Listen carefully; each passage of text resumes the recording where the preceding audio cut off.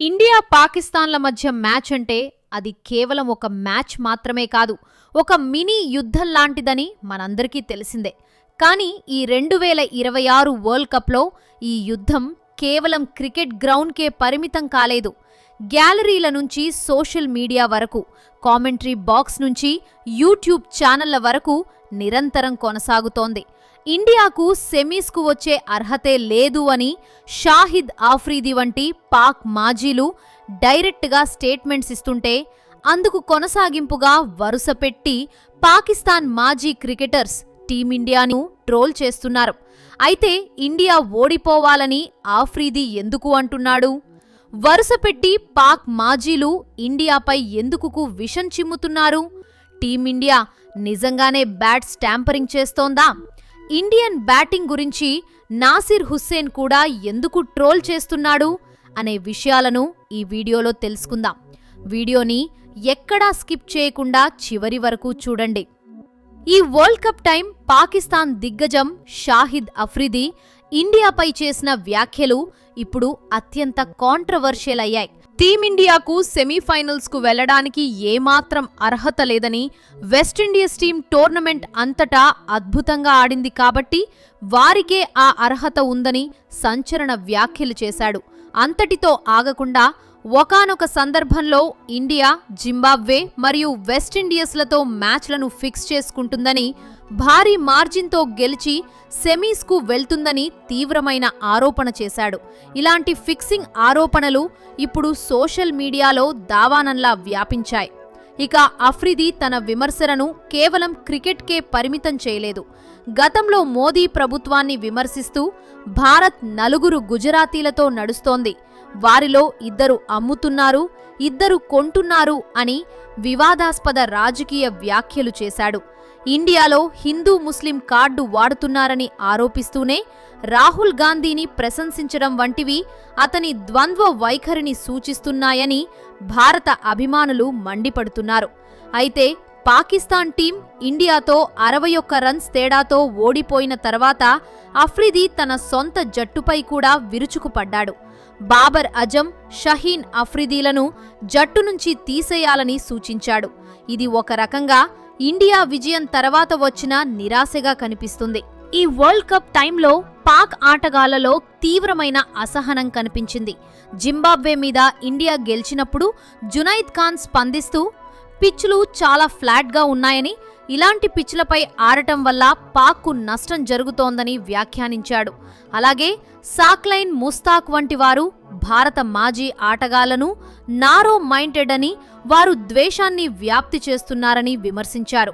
ఇక పాకిస్తాన్ మాజీ పేసర్ మహమ్మద్ అమీర్ అయితే ఈ వరల్డ్ కప్లో ఇండియాను టార్గెట్ చేయడంలో ముందున్నాడు.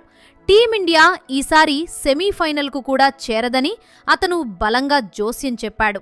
అంతటితో ఆగకుండా మన యువ సంచలనం అభిషేక్ శర్మను ఉద్దేశించి అతను ఒక స్లాగర్ అని, అతనికి సరైన టెక్నిక్ లేదని, అతనిని బాడీ లైన్ బౌలింగ్తో టార్గెట్ చేయాలని సూచనలిచ్చాడు. అలాగే ఈ విషయంగా తనపై వస్తున్న విమర్శలకు స్పందిస్తూ ఇండియన్ లెజెండ్స్ తనను అనవసరంగా దూషిస్తున్నారని అతను ప్రత్యారోపణలు కూడా చేశాడు. ఇక అహ్మద్ షెజాద్ గురించి ఎంత చెప్పినా తక్కువే. అతను టీమిండియాలో తీవ్రమైన అంతర్గత రాజకీయాలు ఉన్నాయని ఆరోపించాడు. గౌతమ్ గంభీర్ టీంలో రాజకీయాలు చేస్తున్నాడని, కుల్దీప్ యాదవ్ను టీంలోకి తీసుకోలేకపోవడానికి సూర్యకుమార్ యాదవ్తో ఉన్న విభేదాలే కారణమని ఎటువంటి ఆధారాలు లేకుండా వ్యాఖ్యానించాడు. దీనివల్ల ఇండియన్ ఫ్యాన్స్ నుంచి అతను తీవ్ర స్థాయిలో ట్రోలింగ్కు గురయ్యాడు. సొంత టీంపై ముందు దృష్టి పెట్టమని నెటిజన్లు అతనికి గట్టిగానే బదులిచ్చారు. ఇక ఇదే క్రమంలో షహీన్ షా అఫ్రీది కూడా 2025 ఆసియా కప్లో భారత్ క్రీడా స్ఫూర్తిని ఉల్లంఘించిందని ఆరోపిస్తూ 2026 వరల్డ్ కప్కు హెచ్చరికలు జారీ చేశాడు. ఈ క్రమంలోనే ఆపరేషన్ సింధూర్ వంటి రాజకీయ ఉద్రిక్తతల సమయంలో దాదాపు 7 పాక్ క్రికెటర్లు యాంటీ ఇండియా పోస్టులు పెట్టడం పరిస్థితి ఎంత తీవ్రంగా ఉందో తెలియచేస్తుంది. మహమ్మద్ రిజ్వాన్, హారిస్ రౌఫ్ వంటి వారు మైదానంలో చూపించిన కొన్ని సంకేతాలు కూడా బీసీసీఐ, ఐసీసీకి ఫిర్యాదు చేసేలా చేశాయి.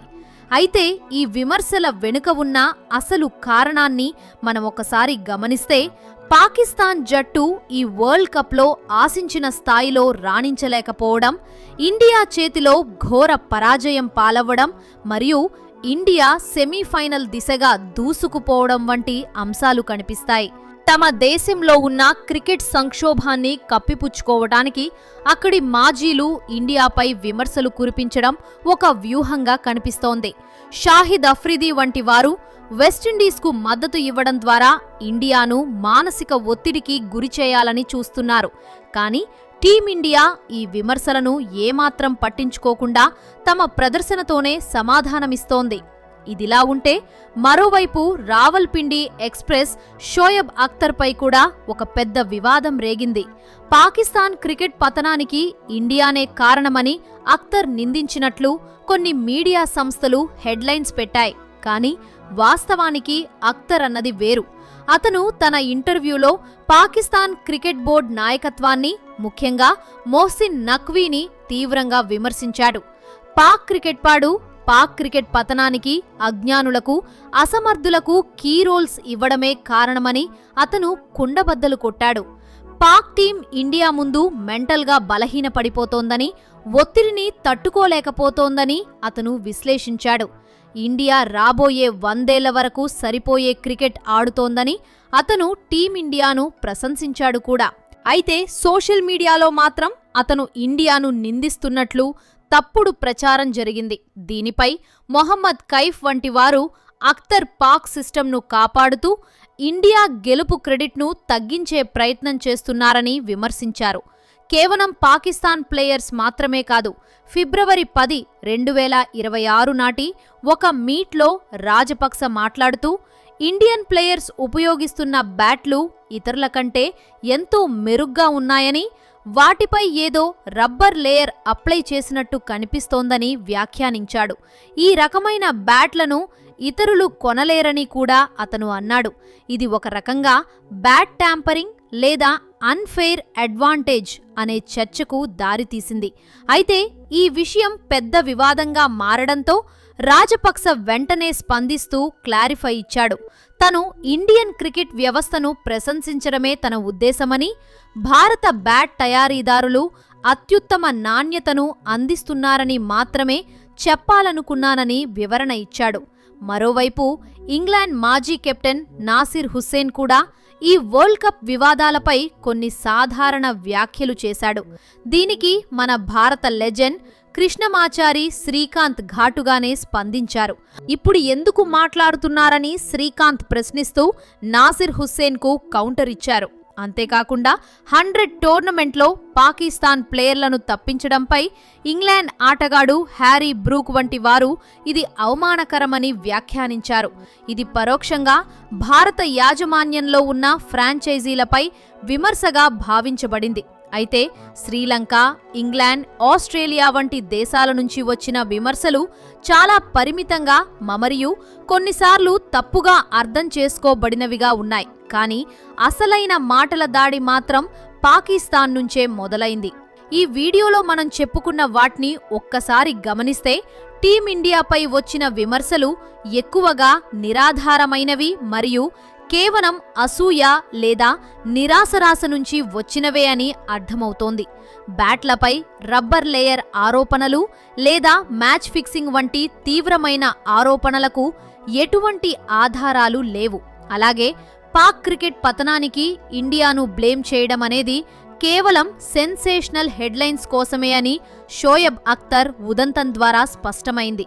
ఒక టీం నిజమైన ప్రతిభతో గెలుస్తున్నప్పుడు దాన్ని అంగీకరించలేని వారే ఇలాంటి వివాదాలను సృష్టిస్తారు. చివరిగా, క్రికెట్ అనేది ఒక జెంటిల్మెన్స్ గేమ్. మైదానంలో ఉన్నంత వరకు పోటీ ఉండాలి. కానీ మైదానం బయట ఒకరిపై ఒకరు విషం చిమ్ముకోవడం వల్ల క్రీడకే నష్టం. ఇండియా ఈ 2026 వరల్డ్ కప్లో తన సత్తా చాటుతోంది. మరి ఈ విమర్శలన్నీ టీమిండియాను మరింత బలోపేతం చేస్తాయా, లేక మన ఆటగాళ్ల ఏకాగ్రతను దెబ్బతీస్తాయా? మీ ఒపీనియన్ని కామెంట్స్లో తెలియచేయండి. అలాగే ఈ వీడియో గనక మీకు నచ్చితే ఒక లైక్ చేసి ఇలాంటి మరెన్నో ఇంట్రెస్టింగ్ వీడియోస్ కోసం మా ఛానల్ని సబ్స్క్రైబ్ చేసుకోండి.